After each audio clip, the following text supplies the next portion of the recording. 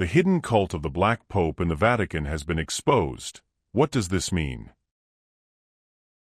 In the heart of the Vatican, where the light of faith is meant to dispel all shadows, there exists a series of mysteries so profound they challenge everything we think we know about the Church. Among the most unsettling of these secrets are whispers of a figure, cloaked in shadow, who is said to hold great influence behind the scenes. This figure is known as the Black Pope. He is allegedly connected to the powerful Society of Jesus, the Jesuits, and is rumored to be the key to understanding conspiracies that extend far beyond religion, reaching into global politics and even occult practices believed to occur deep within the Vatican's walls. But who is this so-called Black Pope? Is he merely a symbol of internal church intrigue, or does his existence point to something far darker? And how might these secrets challenge everything we think we know about the Catholic Church and the enormous power it holds in the world? Hidden deep within the Vatican, secured behind iron doors and shrouded in centuries of silence, lies a place that seems straight out of a conspiracy novel, the Apostolic Archives. Officially, these archives house historical documents such as papal correspondences and administrative records. However, the mystique surrounding them suggests something far more significant.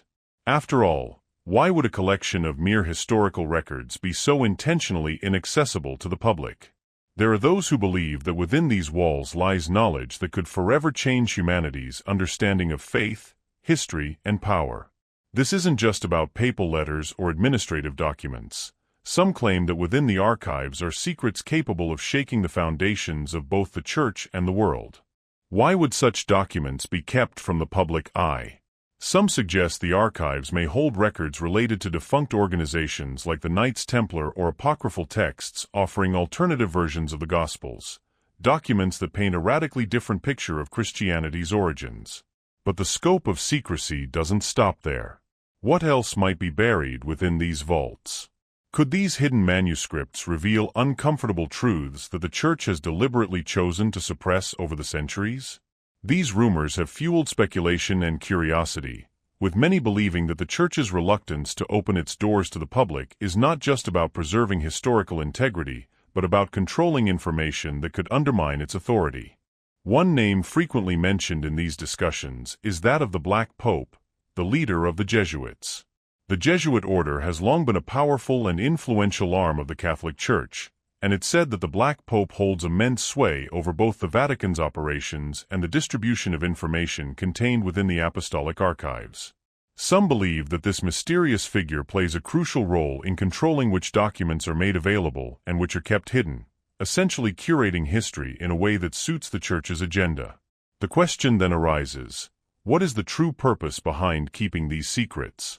Are they being guarded to protect the sanctity of the faith, or is it to preserve the political power that the Vatican holds over the world stage?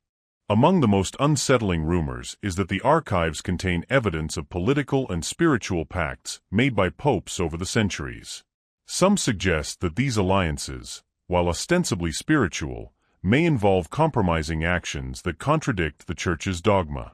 These pacts, it's said, may have been forged with powerful political forces, possibly even secretive occult groups, in order to secure power for the Vatican at the expense of the Church's moral and spiritual mission. Could these records, if revealed, paint a picture of a Vatican that operates more as a political power center than a purely religious institution? The implications of such revelations would be staggering, calling into question the true nature of the Church's influence over both global politics and the lives of millions of followers. Further complicating the mystery is the restricted access to these documents. Only a select group of scholars with direct Vatican approval are granted permission to explore even a small fraction of the Apostolic Archives. This level of secrecy only fuels suspicions that there is something dangerous or subversive hidden within the Church's vaults. What are they afraid might be discovered? The Vatican's tight control over its records has only deepened the sense of intrigue and distrust surrounding the Black Pope and the Jesuit order. In the context of all this secrecy, one must ask, could the Black Pope's role be less about individual power and more about maintaining a broader agenda, one that transcends the spiritual mission of the Church and is tied to geopolitical maneuvering and even occult practices? If so, the Vatican may be playing a far more complex game than anyone realizes, one that involves manipulating both history and power for reasons that could forever alter the relationship between religion, politics, and the masses. While much of this remains speculation, the questions linger, forcing us to reconsider the true nature of the Catholic Church and its immense influence over global affairs. The Black Pope may be more than just a figurehead. He may be a pivotal player in a larger narrative that has been hidden for centuries. And as long as the secrets of the apostolic archives remain locked away, the truth of what the Vatican may be protecting will continue to stir the imaginations of conspiracy theorists and curious minds alike, urging us to question, what does the Church really know, and what are they so determined to keep hidden? But just how far does their power truly extend? To fully comprehend the weight of these claims, one must examine the inner workings of the Jesuit order. Their motto, per ardua ad astra, through struggle to the stars, like a corpse, reflects the absolute submission of its members to superior authority. This concept, though extreme, was vital in solidifying the order's efficiency and influence.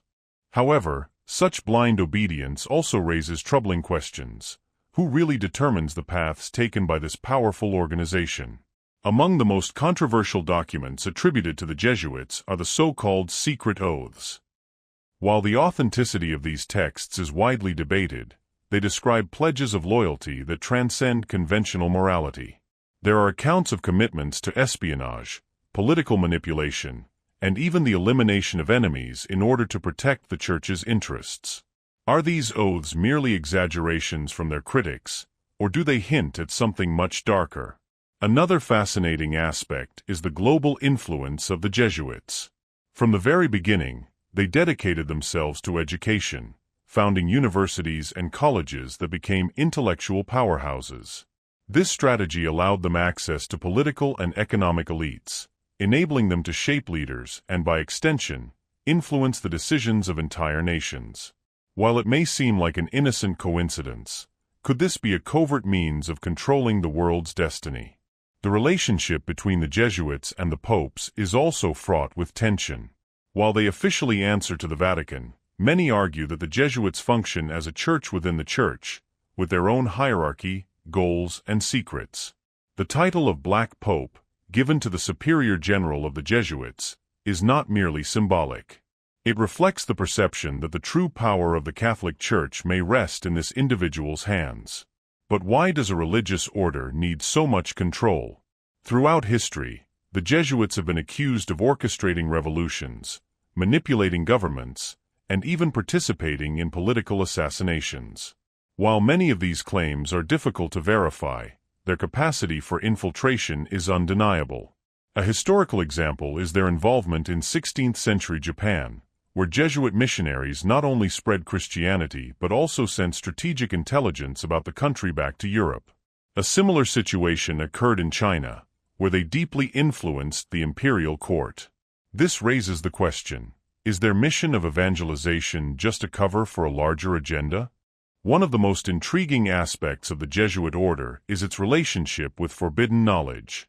Many accuse the society of hoarding mystical, scientific, and esoteric secrets that contradict the Church's traditional teachings. Reports suggest they studied alchemy, astrology, and Kabbalah, using this knowledge to expand their power. If true, how aligned is the Society of Jesus with the spiritual principles on which it was founded? The Jesuits have also been pioneers in scientific fields, particularly astronomy and geography, often challenging Church doctrine, such as the geocentric model of the universe. Could these scientific advancements have had a deeper, perhaps hidden purpose? Some speculate that the Jesuits' pursuit of knowledge was not just intellectual, but a strategic move to consolidate their political and intellectual dominance. Many believe the Jesuits follow an invisible set of rules, with every action, no matter how small, part of a larger secret plan. If so, what could this plan involve? A more powerful church, a new world order, or something even more unimaginable? It is no coincidence that the Society of Jesus, commonly known as the Jesuits, has been banned from several countries over the centuries.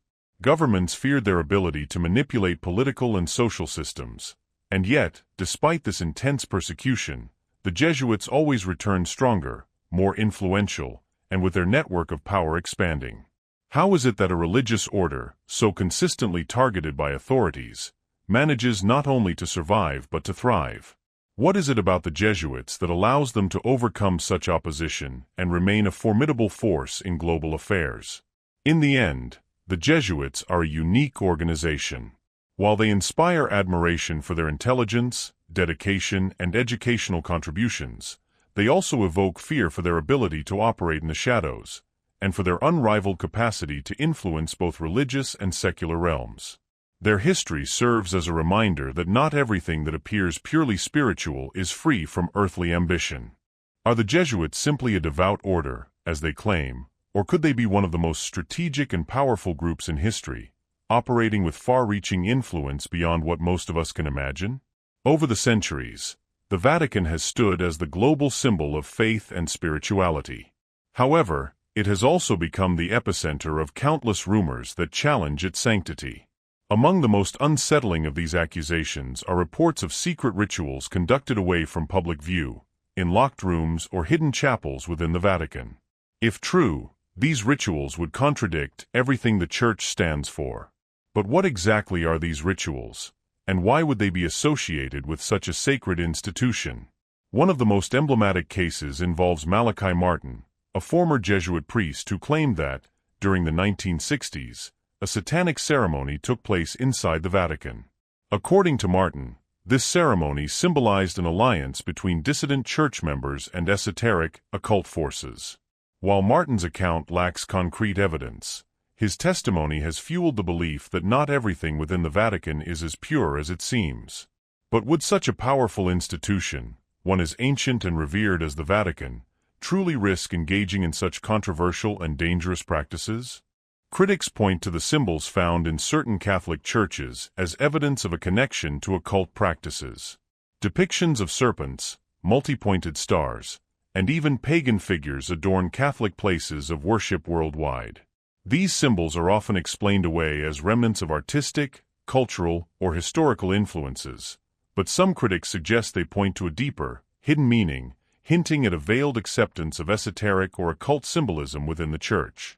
Could this be a way of maintaining connections with ancient, secretive traditions, or is it simply an exaggerated interpretation of symbolism? And what role, if any, do the Jesuits play in this? The Jesuits are frequently mentioned in connection with these rumors and accusations, largely because of their vast network of influence and their historical involvement with mystical knowledge.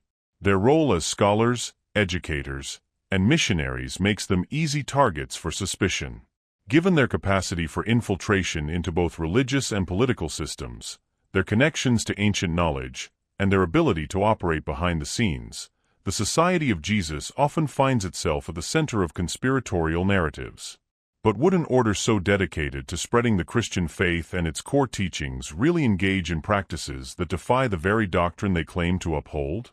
Alternatively, could these rumors be part of a larger campaign to discredit the Society of Jesus, perhaps as a way to undermine their influence and control?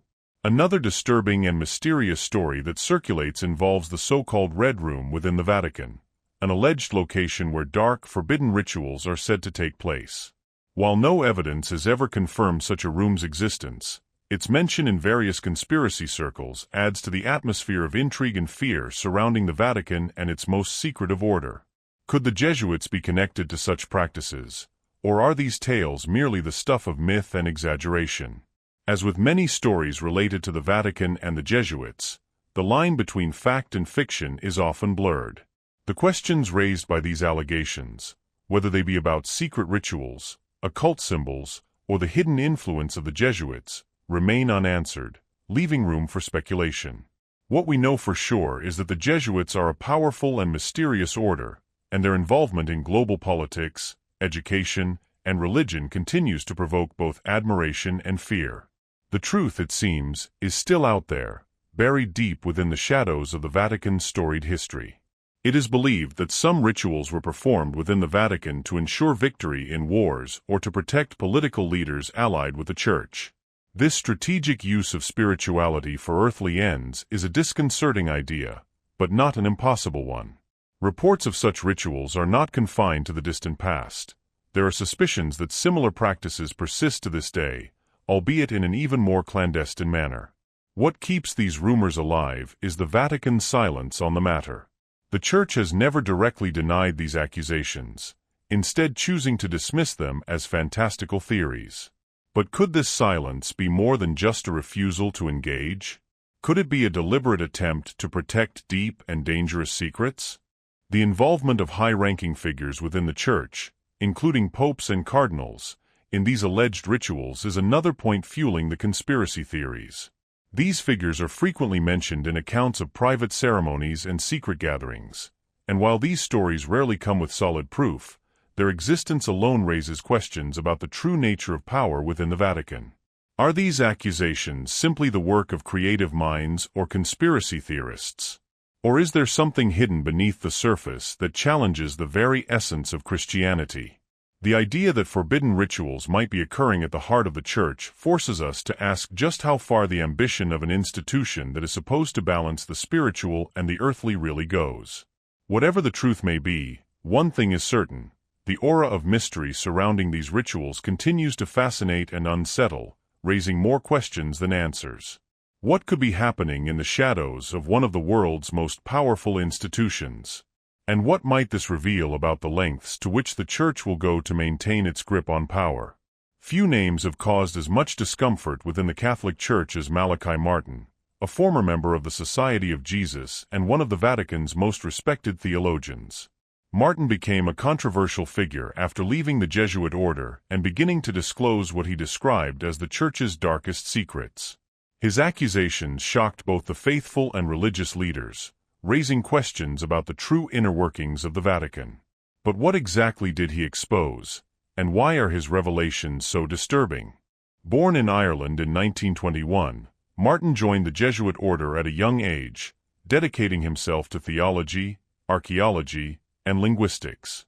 His erudition and devotion brought him to the heart of the Vatican, where he worked as a close advisor to popes and cardinals. Yet according to Martin, it was during these years that he began to notice something unsettling: the presence of forces working against the Church's own values. These were not merely internal political disputes, but something far deeper, touching the very core of the Church's spiritual mission. Martin claimed that there were secret factions within the Church, factions that sought to undermine its teachings and embrace darker, more esoteric practices. In his later years, Martin became outspoken about what he perceived as a hidden nefarious agenda unfolding at the highest levels of the Vatican. According to him, these groups within the Church were involved in occult rituals and conspiracies that blurred the line between the sacred and the profane. His revelations, though often dismissed by mainstream Church officials, offered a chilling glimpse into the darker side of Vatican politics. Perhaps the most disturbing aspect of Martin's testimony is his claim that these forces were not just isolated elements but were operating with the tacit approval or even the direct involvement of high-ranking officials within the Church. His assertion suggested that the Vatican, instead of being a purely spiritual institution, was involved in a complex web of power plays, occult practices, and political machinations.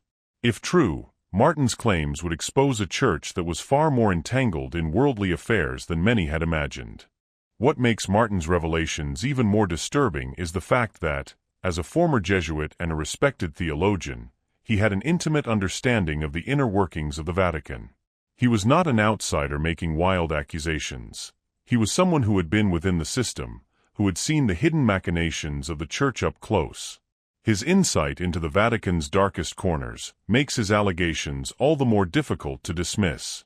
Yet, despite the controversy, Martin's claims have continued to resonate with many who believe that the Church has long been hiding its true nature. The idea that the Vatican, rather than being a beacon of purity and light, might be involved in sinister and occult practices is a deeply unsettling thought. But could it be true? Could the Vatican, in its desperate desire to maintain power, have resorted to methods that contradict the very principles it preaches?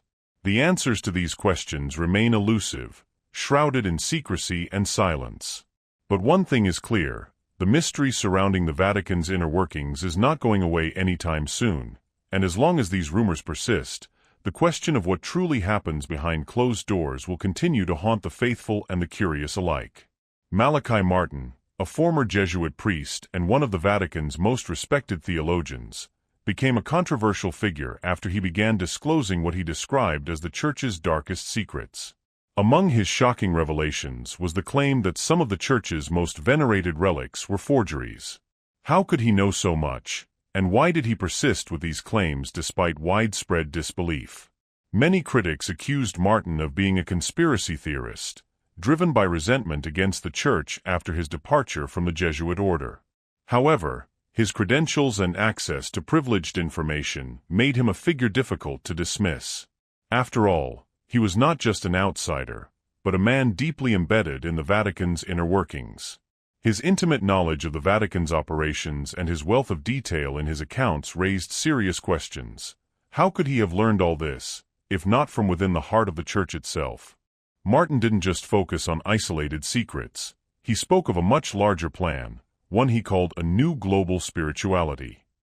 He believed that certain powerful forces within the Church were working to integrate esoteric practices and doctrines from other religions into a universal system that placed spiritual authority above all earthly governments and borders. This vision of a global spirituality was both fascinating and alarming. Was it an evolution of faith or an attempt at absolute control? Although many dismissed his claims as sensationalism, his words continued to provoke intense debates about what truly happens behind the closed doors of the Vatican. His descriptions of secret rituals, manipulation, and hidden knowledge raised a crucial question: how far would the Church go to protect its power? In the end, Malachi Martin became a symbol of courage to some and of betrayal to others. He passed away in 1999, but his revelations continue to resonate, leaving behind doubts that remain unanswered. Was he revealing the truth, or was he simply crafting a narrative that mirrored our deepest fears? His accounts have kept many wondering, questioning the Church's true nature and its hidden agendas. At the heart of the Vatican stands the White Pope, the visible pontiff, dressed in white robes, a symbol of purity and spiritual leadership, representing the supreme authority of the Catholic Church. Yet, within these sacred walls, rumors persist of an equally powerful figure who operates in the shadows, the Black Pope. This title, attributed to the Superior General of the Society of Jesus, carries far more weight than mere symbolism. But who truly holds the power within the Church? The origin of the title dates back to the early days of the Society of Jesus in the 16th century. The Jesuits, with their almost military discipline and global network of influence, quickly became the Church's most powerful order. The Superior General, the supreme leader of the order, was, and still is, viewed as the strategist behind the Church's actions. The nickname Black Pope arose not only from the black cassock worn by the Superior General, but also because he was considered an alternative pope, wielding power comparable to that of the pontiff himself. But is this power merely symbolic? Or does the Black Pope truly hold significant influence behind the scenes? Some suggest that the Black Pope's power is more than a mere title. It is a force that extends far beyond the spiritual and into the political, shaping decisions that affect not just the Church but the world. The Jesuits' vast network and their historical involvement in global affairs, from politics to education, only add to the mystery surrounding their leader. Whether or not the Black Pope operates in the shadows, his role in the Church is undeniably complex and raises questions about the balance of power within one of the world's most influential institutions. The rise of the Black Pope, especially with the election of Pope Francis, the first Jesuit pontiff in history, raises an uncomfortable question: how far does loyalty to the White Pope really extend? Francis's ascent to the throne of St. Peter reignited long-standing debates about the duality of the papacy, with many wondering if his election signified a union of two seemingly distinct powers. Some speculated that Pope Francis, with his reformist stance and progressive vision, might simply be executing an agenda set by the Society of Jesus. Was his election a coincidence, or part of a carefully orchestrated plan? Beyond internal Church disputes, there's also the external influence of the Black Pope. The Society of Jesus operates in over 100 countries, with a vast network of educational institutions and diplomatic connections that transcend borders. This extensive reach gives the Jesuits the ability to influence global leaders and decisions, raising the question: can a religious order wield such power without arousing suspicion? The Black Pope is not just a religious leader, he is also a keeper of secrets. As the head of the Church's most intellectual and strategically focused order, he would have access to classified information, including documents stored in the apostolic archives and other restricted Vatican circles. Some theorists argue that the Black Pope possesses knowledge of secrets that even the White Pope may not be privy to, creating a power dynamic that defies traditional hierarchical logic. This ambiguous relationship between the two papacies highlights the dual nature of the Catholic Church. On one hand, it preaches purity, spiritual devotion, and moral guidance. On the other, it functions as a highly complex political machine. Is this duality an inevitable byproduct of an institution so ancient and powerful, or is it deliberately cultivated to maintain control? While the idea that the Black Pope manipulates the Vatican's inner workings is often dismissed as conspiracy theory, there are historical events that suggest otherwise. The Jesuits' documented ability to influence global changes, from the colonial period to modern times, hints that their power extends far beyond what is publicly acknowledged. Ultimately, the figure of the Black Pope encapsulates much of the mystery and intrigue surrounding the Catholic Church. He is both a religious leader and a political strategist, operating in the murky space between faith and manipulation. While the White Pope stands as the Church's public figurehead, the Black Pope remains in the shadows, controlling the unseen mechanisms that keep the institution functioning. This raises the final unsettling question: is the Vatican truly governed by a single visible leader, or does its real strength lie in the discrete coordination between these two figures? Some believe that hidden within the Vatican's vaults lies a collection of ancient texts, including the Grimoire of Honorius, the Key of Solomon, and manuscripts inherited from secretive orders like the Templars. These documents are said to contain formulas for invocation, spiritual protection, and even energy manipulation. But why would an institution that condemns occultism be interested in preserving such knowledge? The connection to the Jesuits is often brought up, as the Society of Jesus has long been known for its relentless pursuit of knowledge. Unlike other religious orders that focus primarily on a contemplative life or missionary work, the Jesuits distinguished themselves through their intellectual endeavors. They established universities, studied fields like astronomy, medicine, and philosophy, and even interacted with cultures that practiced spiritual traditions considered pagan by the Church. Could it be that through these interactions, the Jesuits acquired knowledge they chose to keep hidden from the public? One theory posits that the so-called Black Book is not just a historical artifact, but a living manual actively used by select members of the Vatican's hierarchy to perform rituals. This book, it is said, contains instructions for accessing spiritual dimensions, invoking entities, and even seeking divine guidance on political and strategic matters. Could this secret knowledge be the key to understanding how the Catholic Church has maintained its influence for centuries? Historically, there is evidence to support the notion that mystical practices were known to church leaders, especially during the Middle Ages. Popes regularly consulted astrologers and alchemists, while respected scholars like St. Thomas Aquinas wrote about the interactions between the spiritual and the mystical realms. If such knowledge was acknowledged in the past, why is it so heavily guarded today? The Jesuits, often identified as the keepers of the Black Book, have a history steeped in mystery. With their vast global network and reputation as master strategists, they seem to be the ideal custodians of such sensitive information. Many theorists argue that the Superior General, known as the Black Pope, is the only individual with unrestricted access to this knowledge. The Black Pope allegedly uses it to maintain the Church's spiritual and political dominance. In addition to the Black Book, the apostolic archives are often mentioned in discussions about secret Vatican knowledge. Speculation suggests that parts of the Black Book are stored there, fragmented into different volumes to prevent its full content from being accessed. This could explain the extremely restricted access to the archives and the constant surveillance of authorized researchers.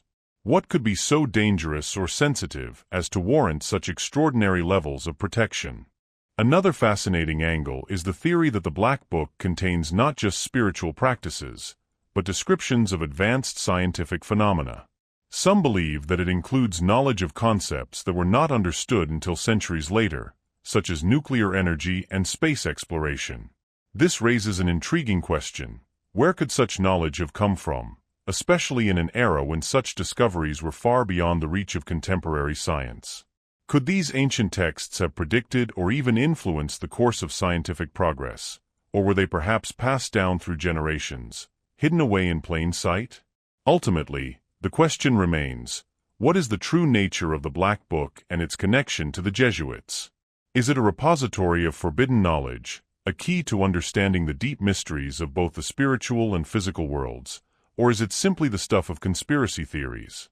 Whether or not such a book exists, the idea that the Vatican may harbor such secrets continues to captivate and unsettle, adding another layer of mystery to the already complex world of the Catholic Church. What lies behind the accusations against the Jesuits, and what is their true role in global affairs? The New World Order theory suggests that a global elite is working to establish a single centralized government that controls all nations. According to this narrative, the Jesuits are not merely a part of this elite, but its principal architects. Their influence in education, science, and politics places them in strategic positions to shape generations of leaders and influence decisions that could impact the very course of humanity. But is this an exaggeration, or is it part of a carefully crafted strategy by one of the most powerful religious orders in history? The Jesuits' history certainly reinforces the idea of their global influence. Since their founding in the 16th century, the Society of Jesus has established an extensive network that spans more than 100 countries. Their universities and colleges are known for producing some of the brightest minds in the world, many of whom go on to occupy influential positions in governments, corporations, and international organizations. It's remarkable how a religious order could have such a significant presence in strategic areas, such as education and politics. Could this global network be a mere coincidence, or is it part of a grand design? Another point often highlighted by critics is the Jesuits' involvement in major historical events, such as the French Revolution. During this period, they were accused of manipulating political events to weaken monarchies and encourage the rise of systems of government more aligned with their own interests.